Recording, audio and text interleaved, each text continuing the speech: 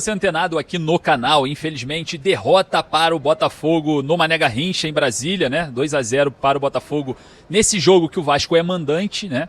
E a gente vai discutir pra caramba essa questão de um time fraco, tecnicamente, um time mal montado, um departamento de futebol fragilizado, né? Irresponsável. Não dá para abrir mão de São Januário por conta de uma quantia que, se o Vasco vencer jogos no Campeonato Brasileiro em si, ali na tabela, o Vasco ganha até mais do que está terceirizando agora, né? Esses valores aí de 1,5 milhão aqui, 1 milhão ali, enfim.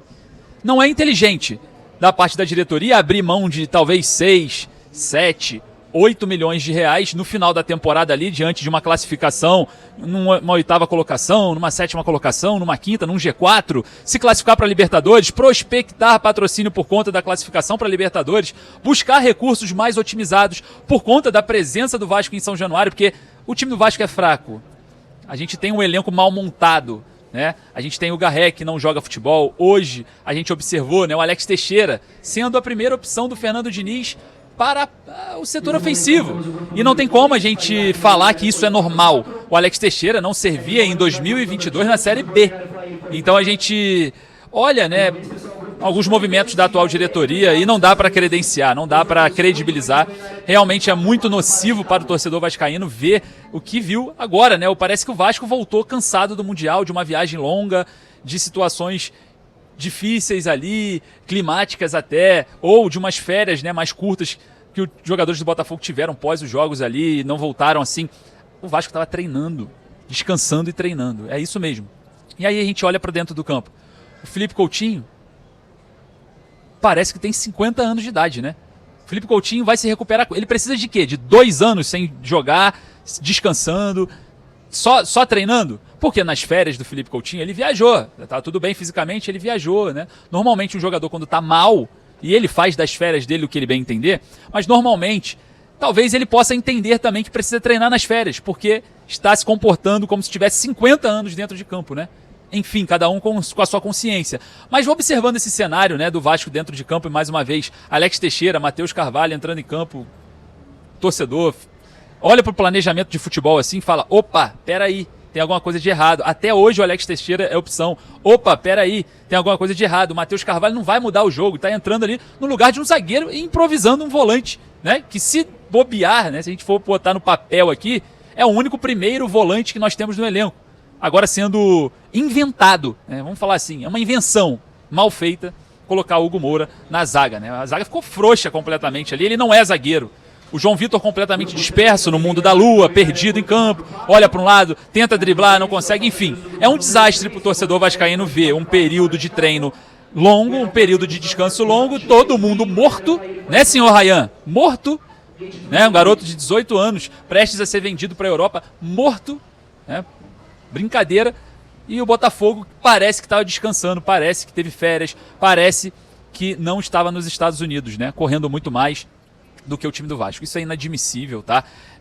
Obviamente, o planejamento que o Carlos Amodeu falou lá no início do mês de junho, lá não, a gente vai contratar aqui para quando chegar no dia 23 de junho, quando voltarmos ali das férias, todos os reforços já estarem à disposição do Fernando Diniz para começar esse trabalho, para o Fernando Diniz aproveitar a presença dos reforços. Nada disso aconteceu, né?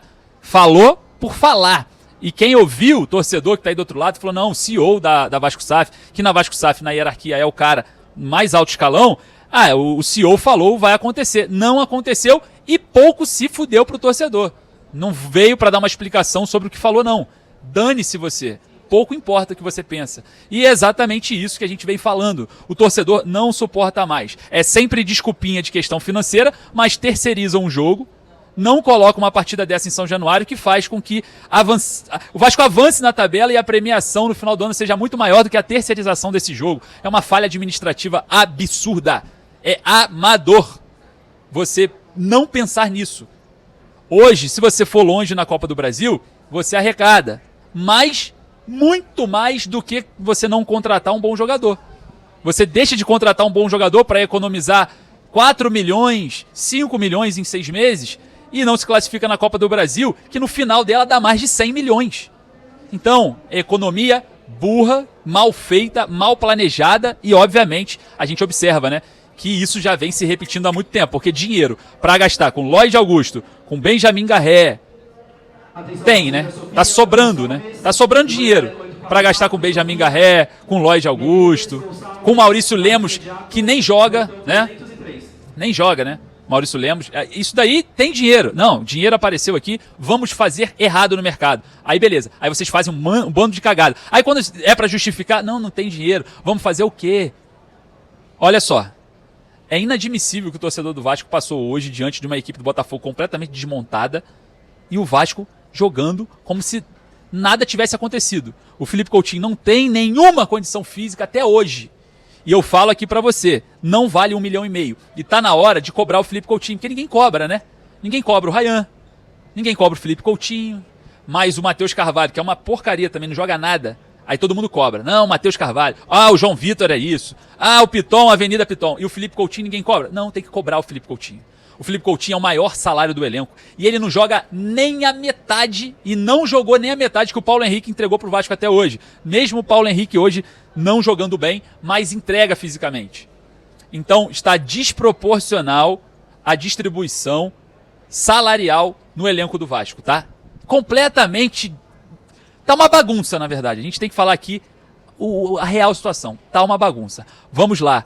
Refaçam o planejamento financeiro. É melhor você ir mais longe no Campeonato Brasileiro, atingir metas maiores, que as premiações são muito maiores do que você terceirizar um jogo importante para a tabela, para ganhar 1,5 milhão por volta de 1.800.000. Não vale a pena, porque o Brasileirão vai te dar 10 milhões se você chegar um pouco mais à frente. Você não pode abrir mão de São Januário. Não dá. Se o elenco fosse um elenco encorpado, um elenco bem montado, um elenco apto a atuar fora do Rio de Janeiro, mas não é. São Januário hoje se faz necessário para o Vasco simplesmente vencer. E os jogos de fora, minimamente empatar. A gente tem que empatar jogos fora de casa para somar com as vitórias em casa, para tentar atingir algo. Agora, é raro minimamente empatar fora de casa, né? Jogar fora de casa é difícil. Então não se abre mão de São Januário, por vários motivos. Respeitem o torcedor, a barreira do Vasco, que vocês tanto falam, cara, a economia não gira lá quando não tem jogo. E isso é uma das situações. Dentro de campo é muito importante. Se esse jogo fosse em São Januário, seria diferente. Não porque o elenco do Vasco é melhor que o do Botafogo, longe disso, é muito mal organizado. Mas ao lado da sua torcida, ao lado ali do seu ambiente, junto ao estádio onde os jogadores estão acostumados e adaptados a jogar, ali é onde o Vasco atua. Não dá para abrir mão de São Januário, não dá, com todo respeito a todos os estados do Brasil. Os jogadores estão acostumados a jogarem ali, em São Januário. E você abre mão por conta de 1,5 milhão, 2, e abre mão de 10, 15 no final do campeonato, que é a posição no Campeonato Brasileiro acima da tabela, ou da Copa do Brasil, ou da Sul-Americana, porque esse jogo faz o Vasco perder moral pro próximo jogo da Sul-Americana, em Quito, na altitude. Perder um jogo, um clássico contra o Botafogo da forma que foi, é zero, não tem tempo para reorganizar, não tem tempo, o jogo já é na terça-feira, tá? Daqui a pouquinho já é depois de amanhã o jogo. Não dá tempo do Diniz. Vamos ajustar isso daqui. Não tem como ajustar. Vai ser um ajuste de qualquer jeito. E claramente, obviamente, o amistoso contra o Montevidéu Wanderers lá em Natal fez falta. Porque essa porcaria ia ser exibida aí, o Fernando Diniz ia ter que reconstruir ela antes do clássico contra o Botafogo. Porque essa performance que aconteceu aí ia acontecer lá contra o Montevidéu Wanderers. E aí o Diniz ia olhar a porcaria que é o time e ia falar, opa, tem alguma coisa de errado, até mesmo para acender o alerta da diretoria, para sair da morosidade e contratar, né?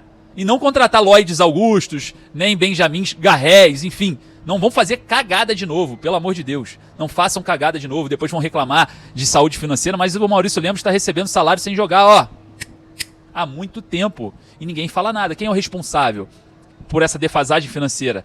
Em um futebol que não tem dinheiro, que a desculpa é essa, não tem dinheiro. Se não tem dinheiro, eu viro presidente, eu faço futebol. Porque eu também não tenho. Aí eu vou chegar lá e vou falar, não tem dinheiro. Isso qualquer um faz. Eu, você que está do outro lado, você que deixou o like mesmo com a derrota. Então não tem que dar desculpa. A desculpa não serve mais, acabou, já passou, né? O presidente Pedrinho está completamente desaparecido. O Carlos Amodeu nos dá uma previsão que nada aconteceu, nada, ninguém fala nada. Aí tem uma porrada de polêmica aí, de dinheiro sumindo no associativo do basquete, papapá. O Vasco é um turbilhão de problema e, infelizmente, eu não encontro gente internamente para solucioná-los. não encontro. Pelo menos as eleições estão chegando e nada foi solucionado ainda. Estamos na mesmice, estamos no mesmo caminho, estamos rumo a brigar para não cair de novo.